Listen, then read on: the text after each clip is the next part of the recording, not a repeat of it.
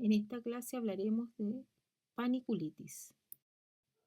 Constituyen una serie de enfermedades que se caracterizan por presentar inflamación, o sea, primariamente inflamación del tejido celular subcutáneo.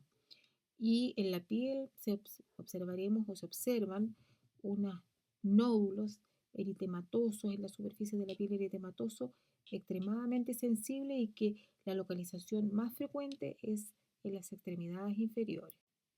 Aquí tenemos fotos donde se observan entonces en la cara anterior de las piernas estas lesiones eh, eritematosas, redondeadas, que eh, tienen aspecto como de placas eritematosas, pero que tienen volumen. O sea, son lesiones que en la profundidad de la hipodermis o del tejido celular subcutáneo es donde se produce el proceso inflamatorio, y inmediatamente en la zona como suprayacente a ese fenómeno aparecen entonces estas lesiones eritemato-violáceas con aumento de la temperatura local extremadamente sensibles.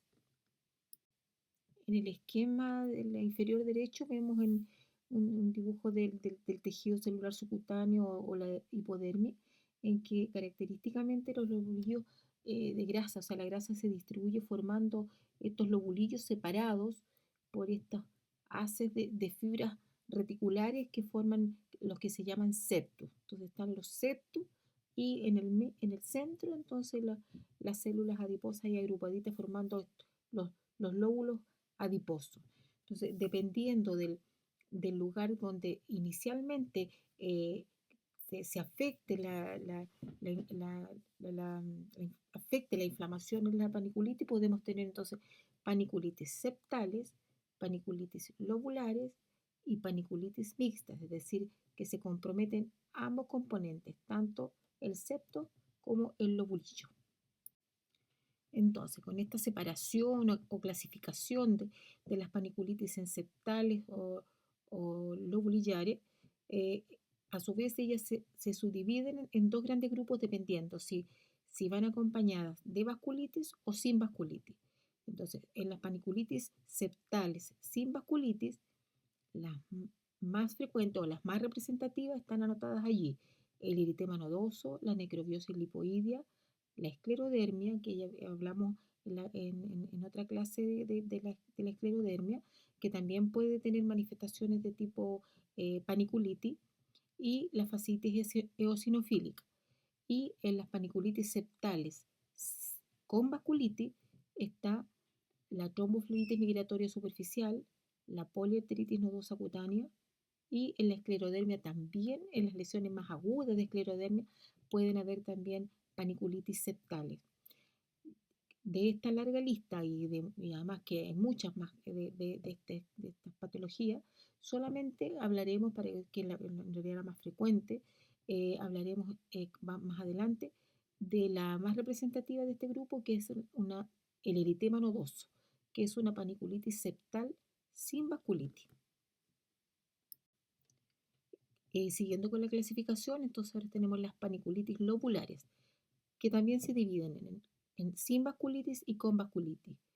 En sin vasculitis tenemos todas esas posibles causas: paniculitis lobular idiopática, paniculitis física por frío, por trauma, la paniculitis neonatal que se ve en recién nacido, paniculitis pancreática, poesteroidea, o acompañando algunas enfermedades sistémicas, que algunas de ellas ya algunas hemos hablado y otras son menos frecuentes, como el lupus eritematoso, la sarcoidosis, el granuloma anular, que eso también lo vemos en dermatología, y enfermedades linfoproliferativas como el linfoma, leucemia.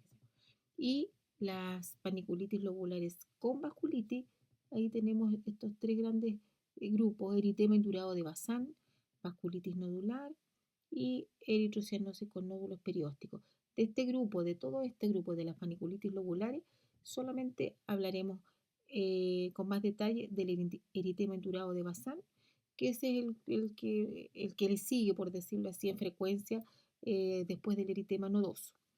Y hablaremos también un poquito, que son patologías más dermatológicas, de una paniculitis lobular sin vasculitis, que es el granuloma anular y la paniculitis neonatal. Y también existen las maniculitis mixtas, es decir, que hay compromiso tanto del septo como del lobulillo. Allí hay algunos ejemplos, como que uno lo puede ver en el lóbulo eritematoso profundo, en la esclerodermia, que hay un cuadro especial que se llama fascitis eosinofílica, en la sarcoidosis subcutánea, en el granuloma anular subcutáneo o en la necrobiosis lipoidea, que es una complicación que se puede ver en pacientes diabéticos, sobre todo pacientes insulinodependientes o más inestables. Hablaremos del eritema nodoso, que era esta maniculitis septal. Es un cuadro agudo con esta formación de estos nódulos que ya vimos, subcutáneos muy sensibles y eritematoso, eritemato violáceo. La ubicación más frecuente es en la cara anterior de las piernas. Menos frecuentemente pueden estar también en los muslos e incluso en las extremidades superiores. Es un cuadro que afecta con mayor frecuencia a las mujeres, mujeres jóvenes, adultas jóvenes, pero también se puede ver en niños. Tiene una duración que puede ir desde 2 a 4 semanas, incluso a veces mucho más tiempo. Las causas son múltiples y otras veces pueden ser idiopáticos. La mayoría de las veces a veces son idiopáticos. Uno estudia a los pacientes y no encuentra ninguna causa posible gatillante. Habitualmente pueden ir, si uno encuentra alguna causa, pueden ir precedidos de algún cuadro respiratorio de las vías superiores, una a 3 semanas previos a que aparezca el cuadro. Aquí hay fotografías que muestran entonces eritema nodoso. En la cara anterior de las piernas, en la foto de la derecha se nota mucho más claramente, como en el tercio inferior, se ve esta sobreelevación así eritematosa, brillante, que al palpar ahí uno va a sentir la sensación de profundidad, que es una lesión que viene desde lo profundo, o sea, y que arriba en la superficie de la piel se manifiesta con este color rojo violáceo. Al palpar también se siente el aumento de la temperatura local. Pueden ser inicialmente partir por una lesión única, pero habitualmente en el transcurso de los días van apareciendo nuevas lesiones. Aquí otra fotografía, entonces para que lo recuerden, cara anterior de las piernas, estos nódulos eritematosos, sensibles, múltiples, de distinto tamaño. La persona siente mucho dolor en las piernas, pueden inicialmente en las etapas más agudas tener una sensación un poquito febril, incluso un poquito de artralgia, así como de dolor articular, especialmente en la zona de los tobillos o en las rodillas. O sea, se produce un cierto grado de compromiso del estado general en los pacientes cuando está con las lesiones más activas. En los factores etiológicos, si se fijan, hay una larga lista, aunque habitualmente uno a veces se queda con que son como de tipo idiopático, uno no logra demostrar alguna causa o todos los exámenes salen como negativos. Pueden ir desde infecciones, ya sea bacterianas, víricas o fúngicas. En las bacterianas, las asociaciones frecuentes están con ya sea estafilocócica, estreptocócica, la tuberculosis. En las víricas y las clamidias fúngicas también pueden haber fármacos, algunos medicamentos pueden también gatillar eritema nodoso, especialmente la sulfa, los anticonceptivos orales, enteropatías como colitis ulcerosa, enfermedad de Crohn, algunos linfomas y leucemias en las enfermedades malignas y otras asociadas a enfermedades también autoinmunes del mesénquima como el lúpus eritematoso, la sarcoidosis y el embarazo. En realidad, dependiendo de la edad de presentación, en los niños habitualmente o los adolescentes, en personas jóvenes, lo primero que uno tiene que descartar a veces o preguntar es por antecedentes de enfermedades de las vías respiratorias altas, ya sea una amigdalitis, una faringitis, una bronquitis. Uno pregunta por esa sintomatología si en las semanas previas ha tenido un cuadro de ese tipo y eso lo puede como ayudar a orientar la causa etiológica. Y en mujeres, entonces también hay que preguntar por anticonceptivos o si está embarazada, porque también es allí en el grupo de las mujeres. Esta patología es mucho más frecuente en las mujeres, cuando ya son más adultas es más frecuente en las mujeres. Entonces ahí uno pregunta por, además de cuadros respiratorios, preguntar por anticonceptivos o antecedentes si está embarazada. En cuanto al estudio de laboratorio o de imagen, uno tiene que orientarlo de acuerdo a los antecedentes que uno ha recogido en la anamnesis.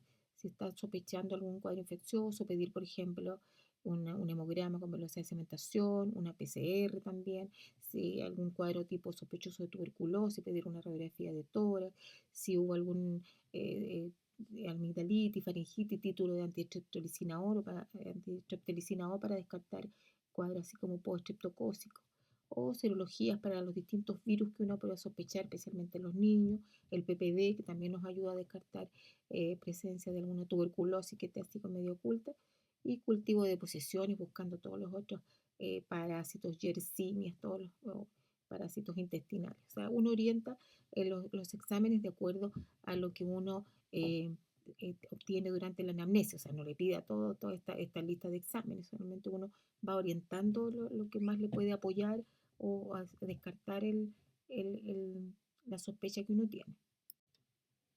Si uno tiene alguna duda diagnóstica o quiere confirmar más el diagnóstico, puede realizar una biopsia. Tiene que ser una biopsia profunda que llegue hasta el tejido celular subcutáneo, porque es ahí donde está el problema. Entonces, en lesiones más agudas o recientes, uno encuentra un infiltrado linfocítico ahí en el septo. Y en ya lesiones que son más tardías o que llevan más tiempo de evolución, uno puede encontrar que se encuentran células gigantes multinucleadas, mucho edema y fibrosis del septo. En el tratamiento, el reposo es fundamental. A veces, con solo dejar al paciente en cama por algunos días ya alivia mucho tanto el dolor como ayuda a la regresión de las lesiones. En la fase de resolución, igual es importante a veces recomendar el uso de medias elásticas, porque al deambular o al estar ya de pie, como todo el fenómeno inflamatorio ocurre ahí en el tejido celular subcutáneo, si no se maneja bien puede quedar, se pueden producir a veces obstrucciones de los vasos linfáticos y producir después algún linfedema como residual, es decir, un edema persistente, nada más que por un trastorno en la circulación linfática.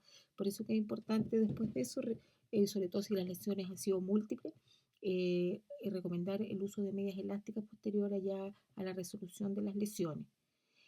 Aparte del reposo, que es la indicación más importante, si ya es un cuadro mucho más severo, con lesiones múltiples o muy dolorosas, ahí uno recurre al uso de antiinflamatorios no esteroidales, la más usada es la aspirina, o sea, usar la aspirina, o si no alguno de los otros, como por ejemplo un naproxeno, un ibuprofeno, y si ya no responde con eso, a veces uno recurre a estos otros medicamentos como el yoduro de potasio en esas dosis como están indicadas allí, entre 360 y 900 miligramos por día por un tiempo largo, o sea, 2 a 4 semanas, que tiene un efecto como inmunomodulador. Y ya si eso ya no responde y el paciente sigue con molestia, además, bueno, si uno ha encontrado que el paciente, por ejemplo, le hace un título de antistreptolicina o claramente un cuadro respiratorio alto que no se manejó bien, uno puede hacer erradicación a lo mejor de estreptococo y con eso también ayuda a disminuir la influencia que puede tener esta infección estreptocócica. Y en los casos severos y rebeldes que ya no responden a estas medidas generales de reposo, antiinflamatorio o yoduro de potasio, bueno, ahí ya puede recurrir a otras cosas, o el uso de prednisona por vía oral, en dosis altas inicialmente y después decreciendo en forma paulatina, colchicina o sulfona. Ahí ya un tratamiento más de manejo de especialidad, que puede ser el internista o el dermatólogo, que es el que le toca a veces manejar estos cuadros. Pero si ustedes se fijan, si se les presenta un cuadro de ese tipo, o sea, fácilmente ustedes lo pueden manejar o estudiar a nivel primario. O sea, por eso es importante que lo recuerden. Nódulos inflamatorios, especialmente en la cara anterior de las piernas, frecuente en los niños y en los adultos jóvenes, más en las mujeres, que no se les olvide. Vamos a hablar ahora del eritema indurado de Bazán, que es una paniculitis lobular con vasculitis.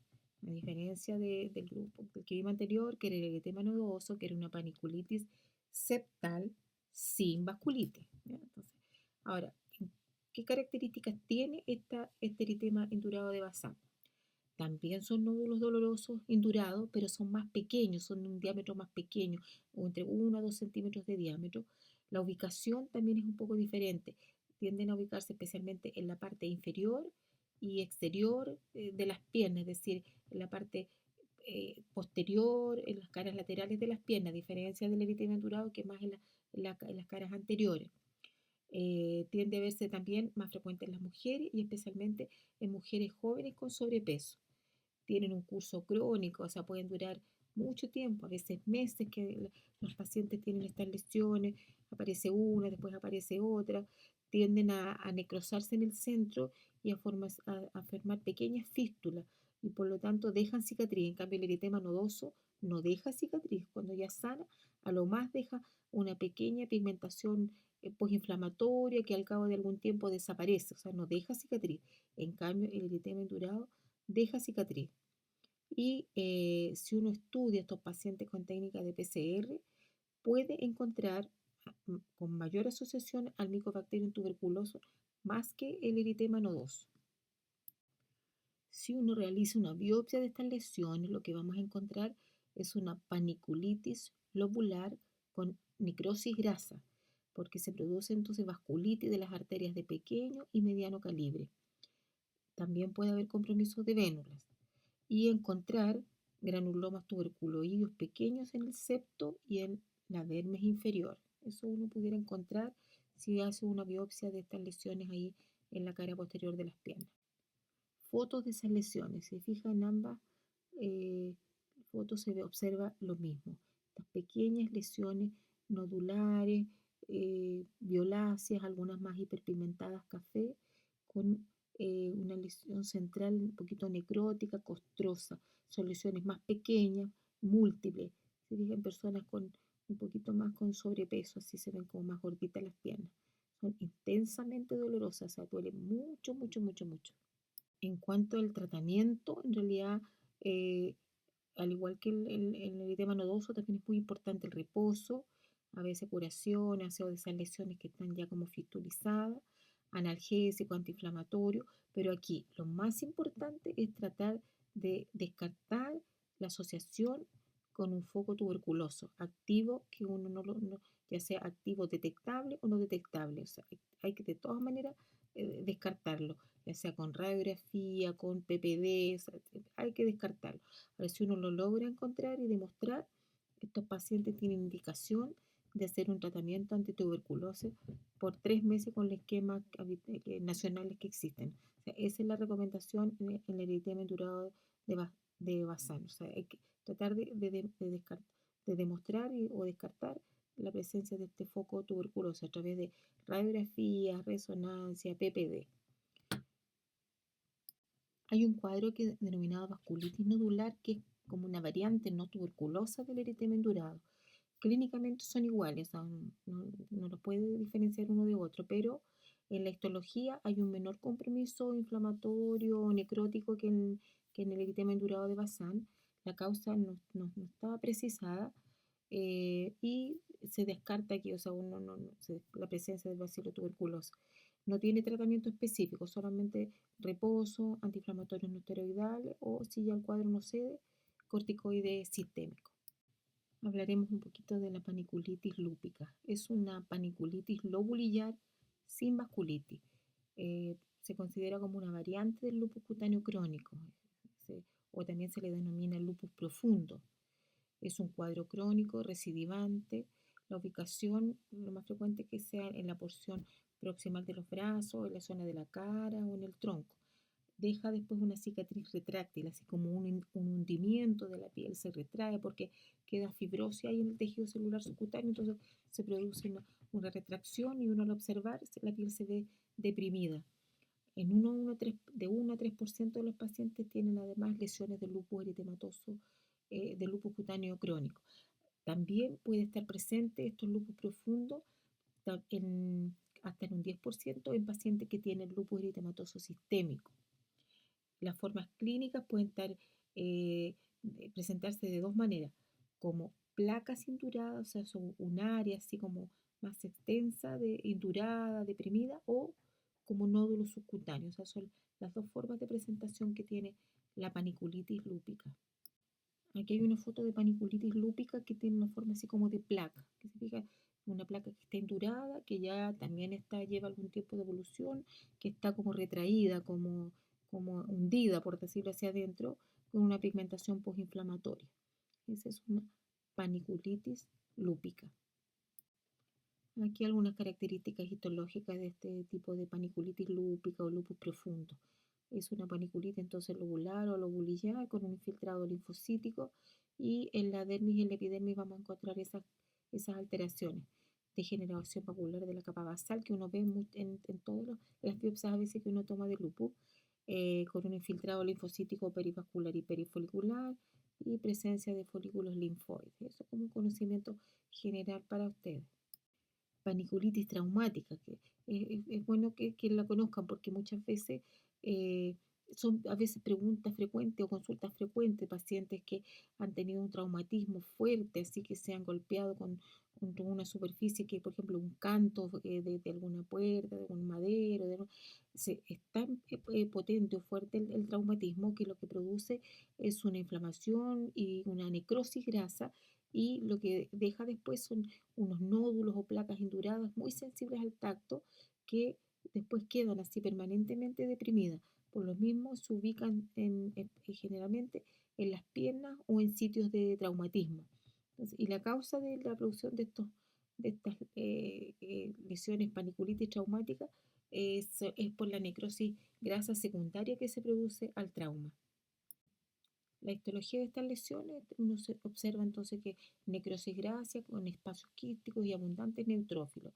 Hemosiderina por la hemorragia que se produce, por el hematoma que se produce en realidad después del traumatismo. Entonces, la extravasación de glóbulos rojos después deja hemosiderina y queda con ese color oscuro después de la superficie de la piel. Y si ya una etapa más tardía de que ocurrió el trauma, uno va a encontrar más fibrosis. En cuanto al manejo, en realidad la resolución es espontánea. Inicialmente, analgésicos para el dolor, antiinflamatorio y muchas veces o se resuelve completamente, pero la gran mayoría de las veces queda siempre una depresión así como profunda, así como una marca, como que se nota ahí la zona donde estuvo el golpe. Una mención especial es esto, por ejemplo, cuando sobre todo las mujeres se golpean o se traumatizan en la zona del tejido mamario, muchas veces consultan y por estos, que solamente es por un nódulo así como duro, fibroso, que muchas veces necesita sí o sí realizar un estudio con biopsia para descartar la presencia de un carcinoma. Eso es un dato importante que lo recuerden. Otro cuadro así para que lo recuerden así como a modo general es la poliarteritis nodosa. Son nódulos dolorosos subcutáneos ubicados en las piernas que van siguiendo como una línea, especialmente así como siguiendo una línea del recorrido de algún vaso sanguíneo, de alguna arteria. Es una variedad benigna de la poliarteritis nodosa. Puede acompañarse de otros signos así de tipo lívido reticular o ulcerativo de lívido vasculitis, porque en el fondo es un tipo de vasculitis cutánea, la poliarteritis nodosa. En un 50% puede estar asociado a antígeno superficie de hepatitis B. Entonces, si uno lo observa, tiene que, entre todos los exámenes que pide, también pedir estos antígenos superficie de hepatitis B. Es un cuadro súper poco frecuente, o sea, yo lo he visto yo creo que una o dos veces y nada más, pero para que conozcan si alguna vez les toca ver un paciente que consulta porque tiene múltiples nodos dolorosos subcutáneos en las piernas, pero que característicamente van siguiendo como una forma lineal, así como siguiendo el recorrido de un vaso sanguíneo. Aquí un par de fotos de una lesión que es la necrobiosis lipoidea, que es una paniculitis septal sin vasculitis, que son lesiones que uno puede ver en pacientes diabéticos. Son lesiones en placas así que se ubican especialmente en la cara anterior de las piernas. Empiezan por pequeñas lesiones maculares, eritematosas, violáceas que rápidamente van creciendo en forma centrífuga con una depresión central, la piel se va adoptando un aspecto de tipo cicatricial y con un borde, un rodete como bien marcado. Son muy sensibles. Habitualmente son más frecuentes en pacientes diabéticos de larga data, diabéticos insulino dependientes. Mejoran en la medida que se compensa la diabetes, pero habitualmente siempre dejan cicatrices. O sea, es un cuadro difícil a veces de tratar. Es entonces necrotiosis lipoidea. Estas son fotos que corresponden a paniculitis traumática. En la foto derecha, fijen en la región superciliar derecha de la paciente, se observan estas dos depresiones, ahí que lo más probable es que hayan sido secundarias a algún trauma, algún golpe profundo, se produjo una necrosis grasa y queda así deprimido. Y en la foto de la izquierda también otra lesión como una placa hiperpigmentada en el centro, más hipopigmentada en la periferia, con una depresión central. También la zona del dorso pareciera ser también secundaria a un traumatismo en esa zona, entonces una paniculitis traumática. Aquí tenemos fotos de un recién nacido en que se observa un cuadro que es como raro, muy poco frecuente, que se llama Sclerema neonatorum, que también es una paniculitis lobular sin vasculitis. Son recién nacidos que nacen con esto, pues la causa no es bien conocida, pero ese es un cuadro bien característico. Esto es más que nada para conocimiento general de ustedes. Aquí tenemos fotos de lesiones de granuloma anular, que es un tipo de paniculitis septal sin vasculitis. Realmente son granulomas anulares profundos, o sea, estas lesiones, si se fijan, de tipo anular, con este rodete bien marcado, con el centro más limpio, que van creciendo también en forma centrífuga, tienden a ubicarse en zonas yuctaarticulares, en el dorso de las manos, en el dorso de los pies. Al palpar se sienten unos nódulos profundos, así que por eso son paniculitis profunda o granuloma anular profundo. No se sabe bien la causa, pero suele asociarse o hay que descartar siempre cuadros de diabetes mellitus, que pueden haber alguna cierta asociación. Eso a veces uno lo sospecha con la clínica, pero después lo confirma con un estudio histológico, así hay que hacer una biopsia. Aquí más fotos de granuloma anular, bien, lesiones redondeadas, está dentro del diagnóstico diferencial de las lesiones redondeadas. En el dorso de las manos, esta lesión de tipo redondeada, un poco como arciforme, con un rodete bien marcado, el centro más limpio, y al palpar se van a sentir como pequeños nódulos ahí subcutáneos. Eso va a hacer una biopsia, uno confirma entonces que tiene una paniculitis septal sin vasculitis. Esto es lo que se llama eritema, o sea, es el granuloma anular profundo. Bueno, con eso entonces le doy las gracias por haberme escuchado mi clase, ojalá hayan puesto atención.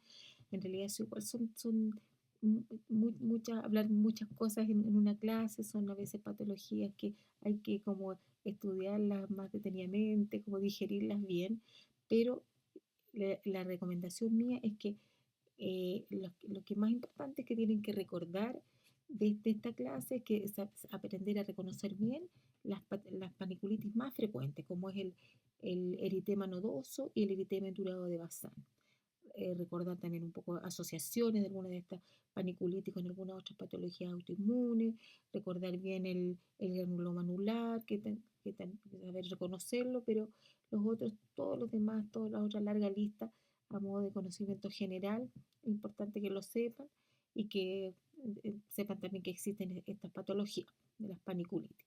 Pero ya por lo menos les di los tips ahí de cuáles son las que se tienen que aprender más.